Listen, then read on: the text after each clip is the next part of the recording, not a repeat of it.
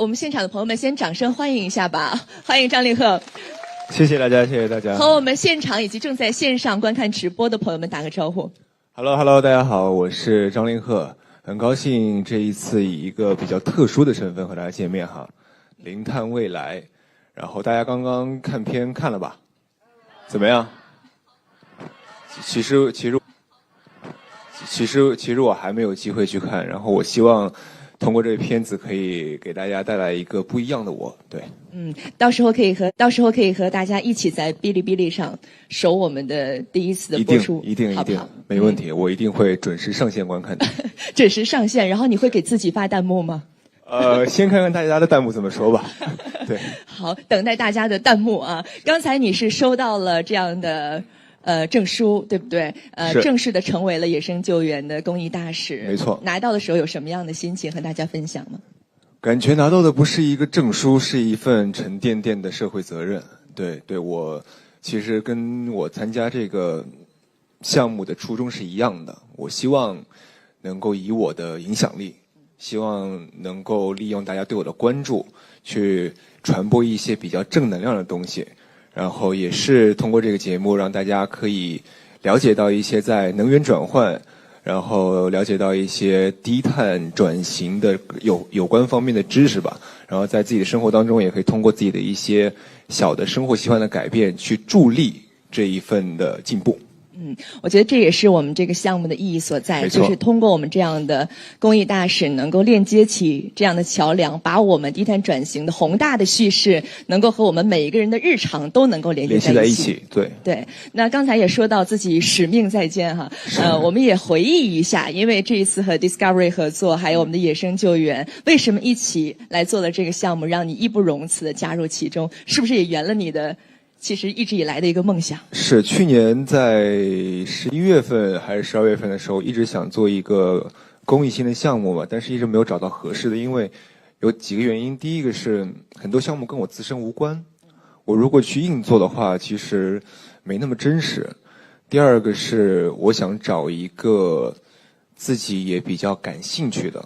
平时我在刷视频的时候，也会经常刷一些能源呐、物理呀，或者说科技方面的东西，所以说正好这时候遇到了咱们的野生救援，遇到了探索频道，他们有一个这样的题材的项目，对我来说是非常合适的一件事儿，而且也可以借这个节目去给我的观众、我的粉丝朋友们传递一些比较正向的价值观，是一个天时地利人和吧，就促成了这一次的这样的合作。对，天时地利人和，没错。我想说是专业对口了，是吧？专业对口，真的是其实我也是一个抱着学习者的心态去的，因为在拍摄的过程当中，它有一些东西太过于专业了，甚至说我都回忆不起来学生时代学过这些知识，因为已经到实践的实操过程当中了嘛。它有一些知识书面上学不到的，我在整个录制过程当中也是在跟各位师傅学习。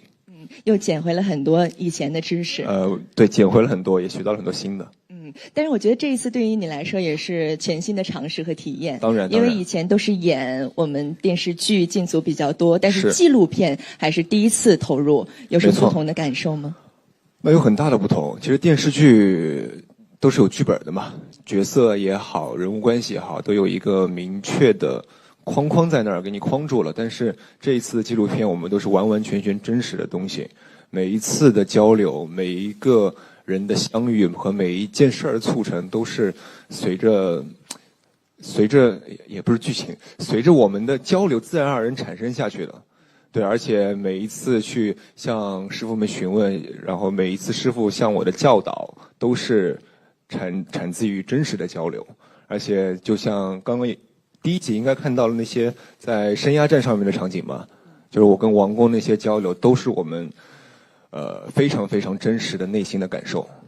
能够感受到，虽然说短短的交流的时间，但是好像那个心已经贴得很近了，是，能够彼此共鸣。而且非常不同的一点是，在剧组演电视剧的时候，还是以角色的身份去交流嘛。这一次是我以我自己的，就是以我不是张凌赫，以我张家伟的身份去交流的，会更加像我真实的自己。对，是以张工的身份吗？打引号的张工，打引号的张工，没错没错。但是很开心的一次旅程。是。那在纪录片当中，我们会看到张凌赫就像是一个翻译一样啊，把很多的那些专业术语，然后他都能够变成我们能够听得懂的语言。你是怎么做到的？其实不是我谦虚，我说实话，很多时候我在转换那些师傅给我的知识的时候，我用自己的语言也是在回忆自己的知识，我得想办法让自己也理解他这些专业术语到底是什么意思。对，然后这是一方面，另外一方面是我旁边的摄影大哥，包括在摄影机背后那些编导们，他们也得知道我们两个在交流什么，所以说我也承担起了一个传达给镜头我们到底讲的内容是什么的一个传递者。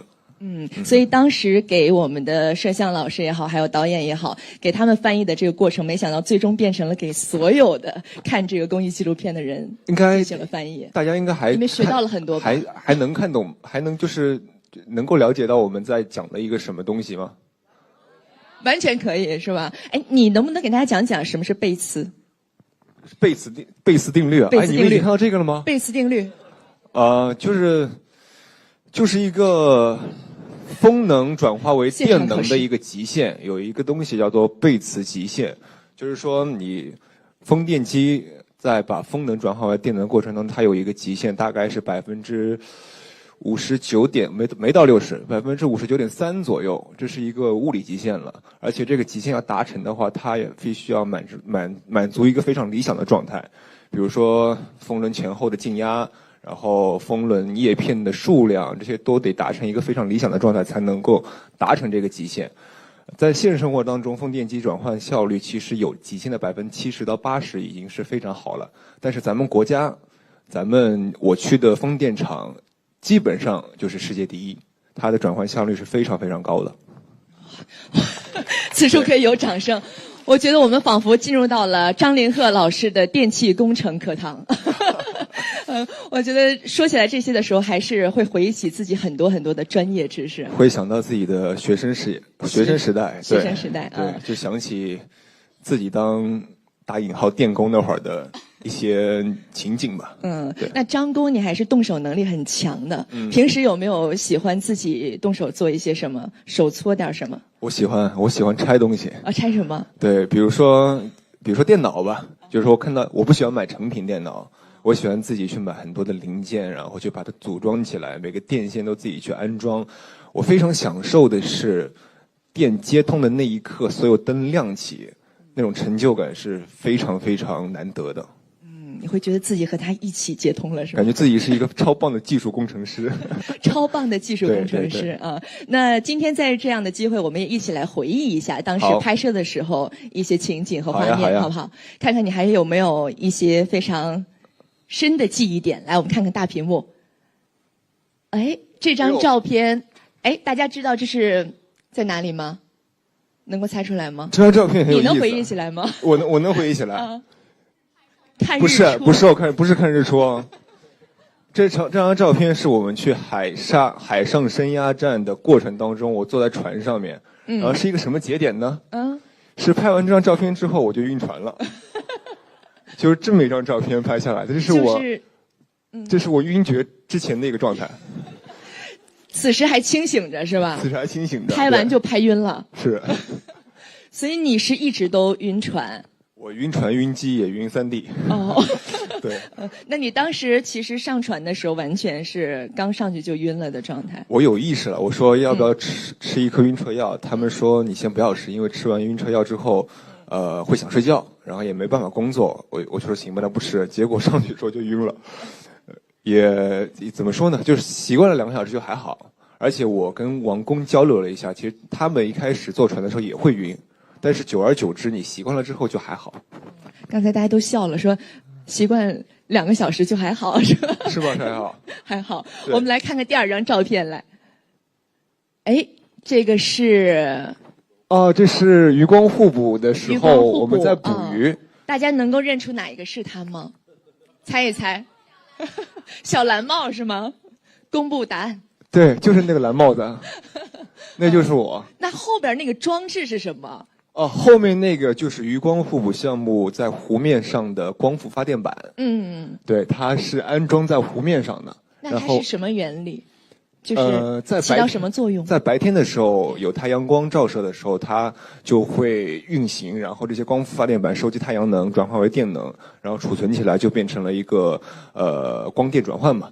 然后它电板下面就是鱼塘，下面有水产品，所以说这一块区域它就变成了一个地方产出2份价值：电能和水产品。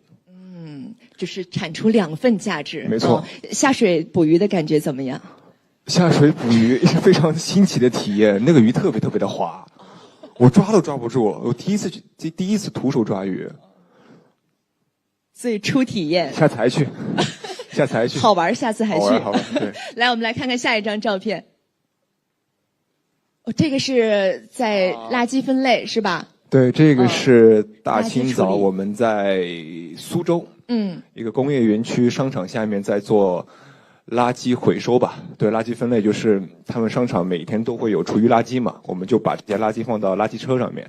其实当时非常早，我们需要在天亮之前把那个商场的垃圾全部给收完。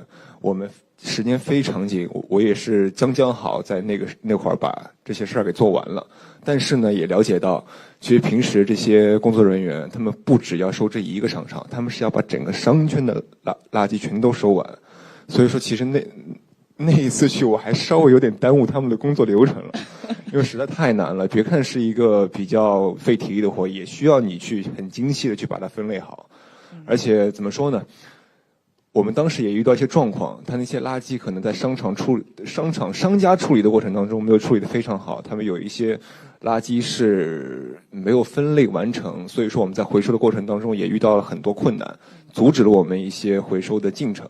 所以说还是希望大家平时在做垃圾分类、产生垃圾的时候，一定要就是举手之劳嘛，花一点自己小小的时间把它做好，可以给环卫工人或者说给我们垃圾分类的工作人员省很多的时间。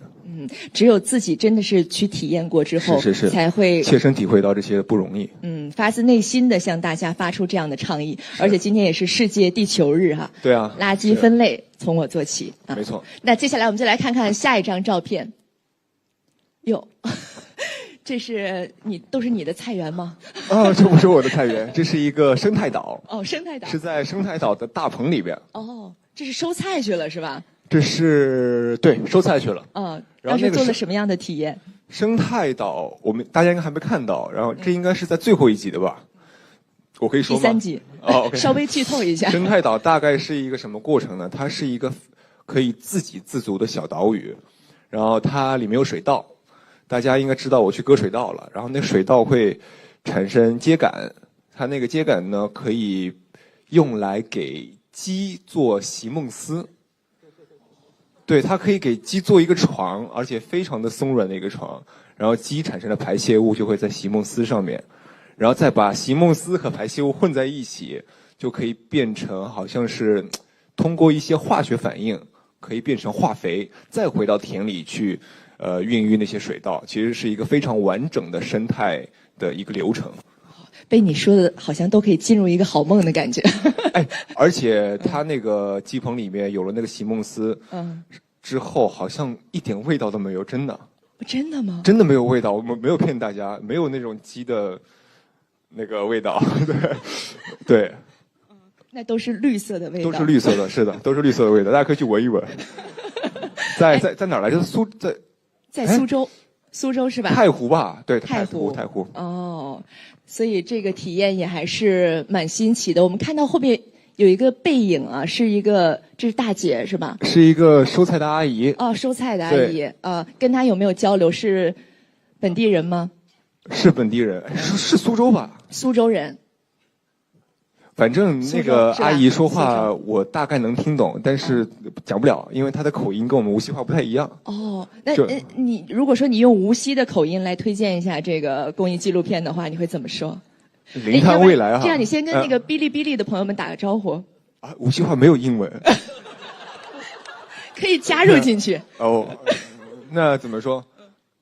哔哩哔哩个朋友们大家好，我是占领张凌赫。哔哩哔哩的朋友们，大家好，我是张凌赫。那再推荐一下这个纪录片呢？希望大家5月8日来看林他未来怎么说？现场有无锡老乡吗？领土地雷，差不多吧。嗨，好久没说了，对。可以。所以到了家乡之后，无论是哪儿的人，这个沟通是无障碍的，是吧？对，没问题。那么在第3集当中，大家还会看到你和这个阿姨的对话，是不是？会有，大家可以期待一下。对，大家一起期待一下。那么我们的公益纪录片呢，即将在哔哩哔哩全网独播。平时凌赫你会看一些什么样的视频吗？B 站上面我最会看的，可以说嘛，游戏视频。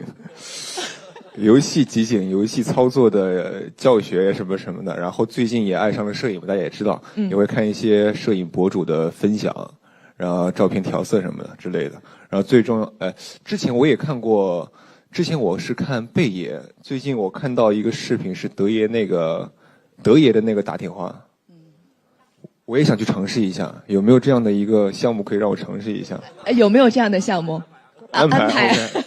好，安排。那我们今天就约定好啊。OK， 期待着你的尝试和体验。既然刚才你说到摄影，我们都知道你很擅长又拿手。我很喜欢。你很喜欢也很擅长啊，因为你玩都要玩专业的嘛。OK， 是吧？所以最近有没有什么你自己比较得意的、满意的摄影作品？我都挺满意的。对我自己来说，每一张都很满意。每一张都是神图。都是神图。对。那最近有没有哪个时刻你觉得就这张绝了？摁下快门的那一刻。每一张都是。那什么时候分享一下你最近的摄影作品？可以啊，什么时候？那就最近吧，我也不知道什么时候。那最近跟大家分享一下。对。最近和大家分享一下凌赫的摄影作品，等积攒到一定量的时候，我觉得可以做一个摄影展。都摄影展了。好，期待一下。大家想看吗？展望未来。好。展望未来，零探未来。零探未来，对。那接下来呢，我们把时间也交给我们在场的各位朋友们。大家如果说有想提问的，可以举手示意一下，然后我们工作人员来递一下话筒，好吗？来，工作人员递一下话筒。来，这边。老师们好，我是酒酿熊子，然后想提问张凌赫老师，4月22号是世界地球日嘛？那咱们这部纪录片选择在今天这个节点开发布会，一定是意义非凡的。想让凌赫分享一下这部纪录片对你来说的意义是什么？有没有改变你看待自己或者看待世界的方式呢？之前我在很多采访里面说过，希望大家通过角色认识到我。然后也希望大家可以喜欢上我出演的角色。然后后来我渐渐的发现，其实很多观众在通过角色认识到我之后，他会去了解我本人，他会通过我的本人去，就是怎么说呢？他会去关注到张家伟这个人。所以说后来我就在想，那是不是我可以通过张家伟，通过我自己身上的一些特质，去给喜欢我的观众去传达一些不一样的东西呢？所以说就有去年这个想法，然后就跟探索频道跟野生救援合作这么一个项目，也是希望通过这个项目可以跟大家传递一个理念是，咱们生活中的每一个小细节，咱们做的每一件事儿都跟环保息息相关。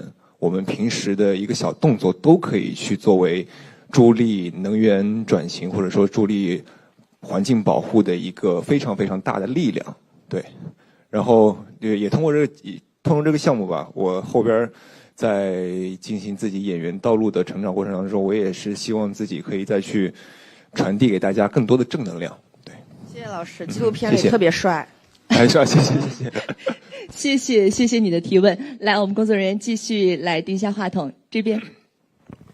我是澎湃新闻的记者，那我想问一下张凌赫先生，在您拍摄的过程中，有哪个时刻会让你感觉到有那种科幻照进现实的一种震撼感？另外，如果新能源落到您的家里，你觉得会是什么样子的？谢谢。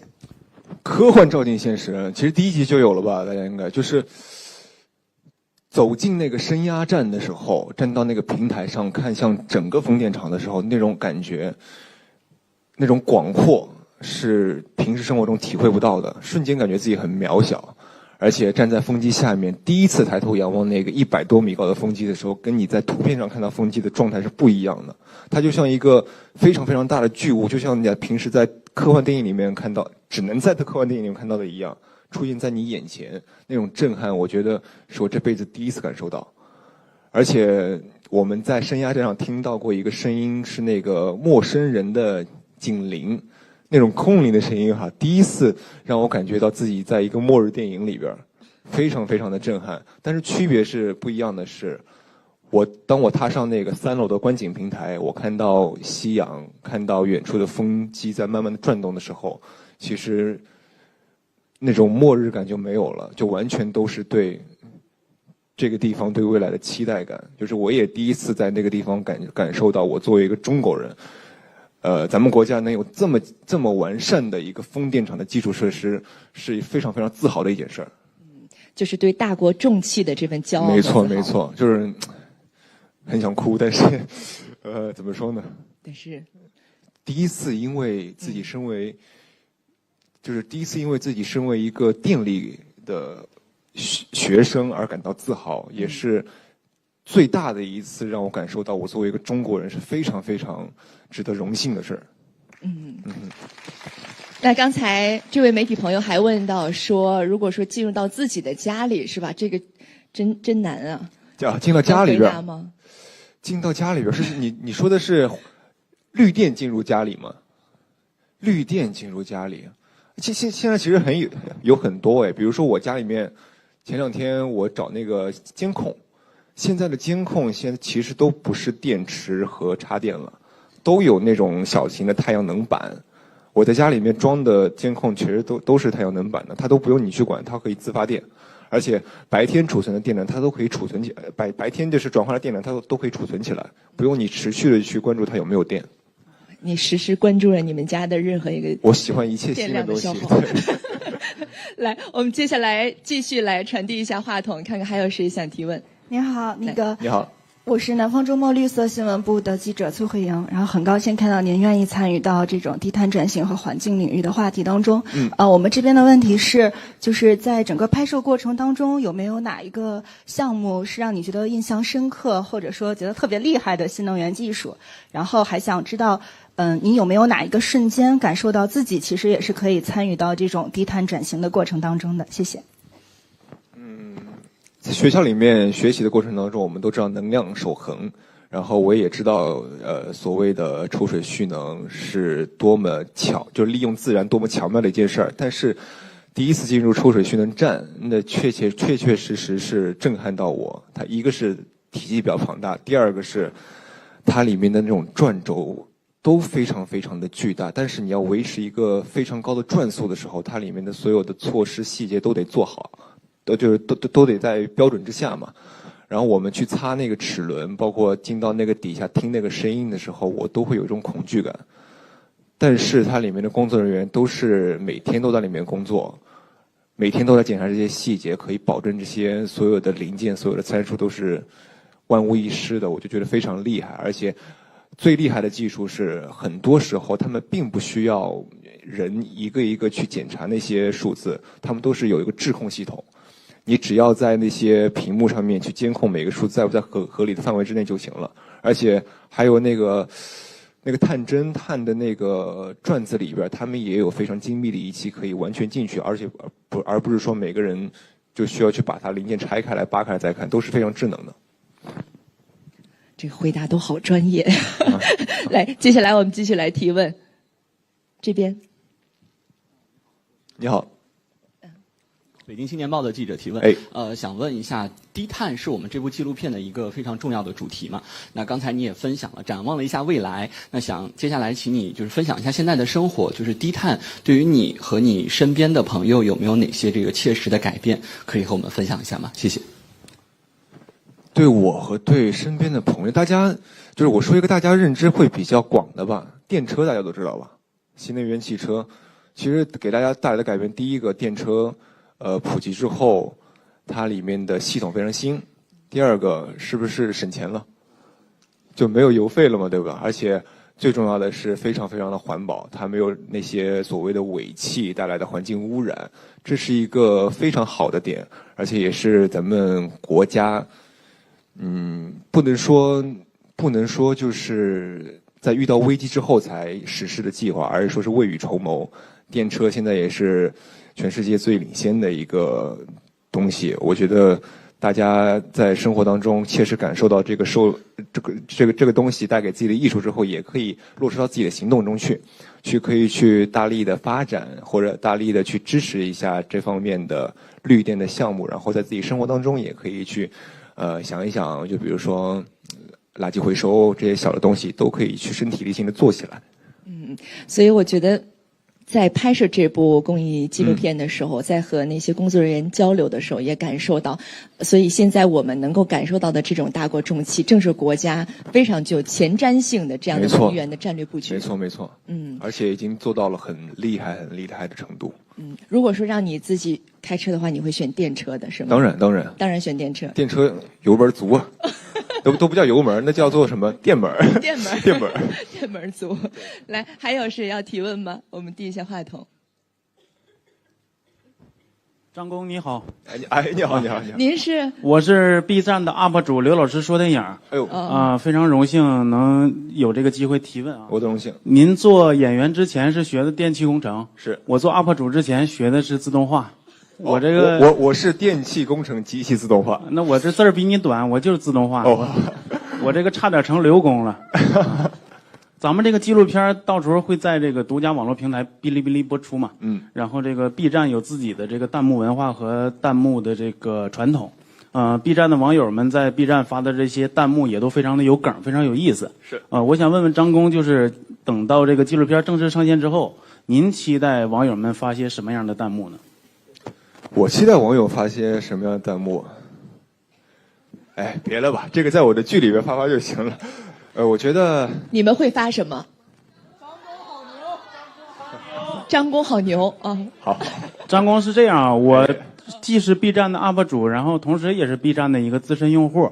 如果您没有想好想期待这个用户们发什么弹幕，我到时候等纪录片上线之后，我作为用户我先发一条，然后您给我这个弹幕打分行不行？行，没问题。你这题我觉得 OK。满腔热血为谁冲？零碳未来有张工。太棒了！谢谢刘工，感谢，谢谢刘工。这不错吧？这不错，这可以打几分？这满分100分，那肯定得100分了。满分啊！谢谢这位 UP 主。好，我一定关注你。好嘞，谢谢您，也谢谢您，期待着您继续关注林克其他的一些作品，好不好？来，接下来我们继续来传递一下话筒。老师们好。谁先？这边是会火的，然后我们想问一下，就是张老师，用镜头记录自己就是专业相关的事情，有没有在某个时刻让你觉得很紧张或者很犹豫？然后自己体验了电力相关的工作，会给现在一些电力专业的大学生们有一些什么建议？用镜头记录自己，你是说拍纪录片的时候吗？对。我在拍之前都很忐忑，因为说实话，拍的时候是去年嘛，离自己学生生涯已经很久了，有4-5年时间，我自己的知识已经快全都还给我老师了。对，所以去的时候我有一段时间在恶补我的知识，然后去了之后，我发现其实我这种顾虑是多虑了，因为那边遇到的一些王工也好、蔡师傅也好，这些人都非常的有爱，他们都可以去帮助我。去回顾我以前的知识，然后去了解到他们的工作到底是怎么进行的，而且怎么说呢，就像是生活在我张家伟的世界一样，完全没有那些外在的束缚，很自由，甚至比我做张凌赫的时候更自由，真的。对，所以说有那么一点点顾虑，但是去了之后完全被打消了。非常自由的一次体验啊！来，这边的朋友。谢谢老师。想问问张老师，就是如果零碳未来有第2季计划的话，您这边还有什么就是非常想要去尝试的事情呢？大家想看第2季吗？首先得听听大家的意愿。他们第2、第3集都没看呢。首先第2集、第3集必须看。我也非常希望有第2季。哦，对，想去哪儿？如果有第2季，我首先希望得时间长一点。对，就是时间长一点。时间长一点，因为各方面的原因，上一次的录制其实比较紧迫，每一次的体验生活也就半天到1天嘛。如果时间长一点，我可以更加好的去跟他们生活在一起，学到更多东西，其实对我来说会是更加有意义的。然后第2个呢，还是希望去到不同的地方。对，这一次去了我家乡江苏，非常亲切。下一次希望可以去其他的城市，去看看，学一些其他的方言。对，然后也可以吃到其他的好吃的。不是得你亲手做才行吗？没问题啊，我去学当地的美食，做给大家吃。学当地的美食，那我们就约定下一季继续出发，好不好？我们把掌声也送给我们的各位合作伙伴们。期待着美好的约定，一定要时间长一点啊，更多的体验，而且要去到没有去过的地方。没错。我觉得其实作为演员来说，能够拿出这样的一段时间来去进行这样的公益纪录片的拍摄，已经非常不容易了。而且这个过程也是作为演员深入生活的一个过程，很难得。对，会为你未来的表演也会注入更多的养分。没错。同时也希望通过这样的一部公益纪录片，能够向更多的人传递我们的低碳转型的理念，让绿色出行、绿色环保的理念深深地根植于我们每一个人的心中。